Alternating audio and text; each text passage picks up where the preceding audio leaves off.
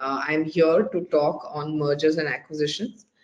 The most it's a very wide topic. When we say M&A, many people understand different things, and different people view it with different lenses. So just now we had a very wonderful session on valuation, and that has really been something that was very insightful. So that is one lens.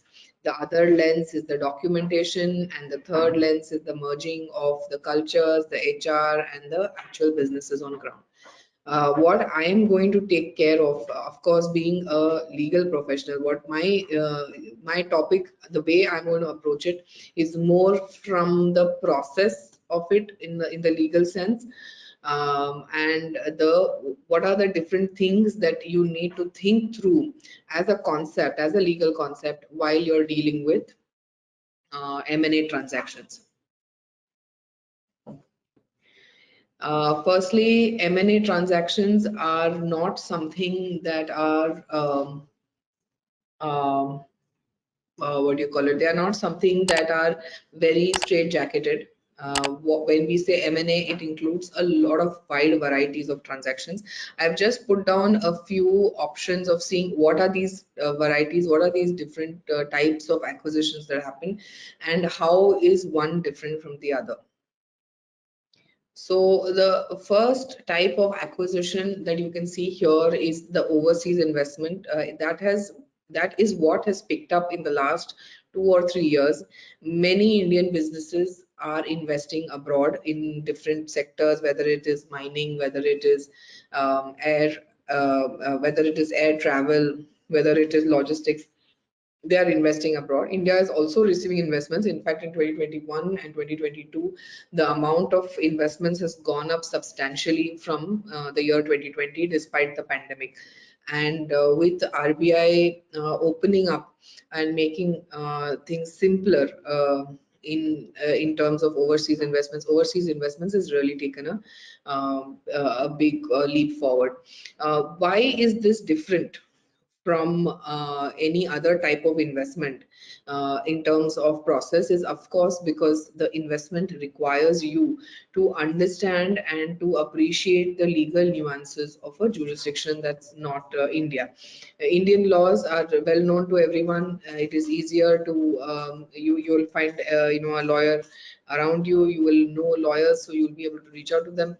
But when it comes to a foreign law, especially if the country is something like, say, a Mexico, or something like investments in Ghana, or African countries like that. So these kind of places require a lot more effort. So overseas investment requires you to have an understanding of the laws of that nature, the tax relationship between the two countries, and what is it that you're trying to achieve. So exit, valuation, and the local regulatory laws become very key in this kind of M&A activity. The most commonly understood M&A activities in the startup space. Startups get acquired. There is PE funding, there's VC funding. So these are the different types of acquisitions that happen in the not so mature business stage. Especially with startups, what happens is that typically a product is created. Someone brings up a new type of product, whether it's in the tech space, or whether it's in the any other new age space, or any other kind of startup. These companies typically come with their set of extremely talented entrepreneurial pool. So the acquisition then becomes about acquiring and retaining that pool. In very large acquisitions where there's the biggie on the other side, like a Microsoft or an Apple, then the acquisition simply becomes about adding another portfolio and add in a plugin or some kind of some kind of a software application to your already very large and vastly existing portfolio. Now this is very straightforward. It is something that where everyone knows what the valuations will be like.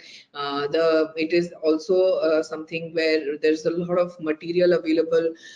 There is a lot of understanding of how these documentation should be. These are all not very long-term documentation.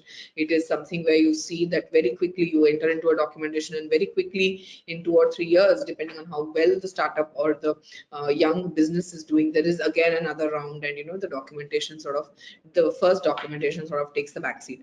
So these here you are looking at short-lived documentation, very short diligence processes, and very high level diligence processes as compared to the other segments.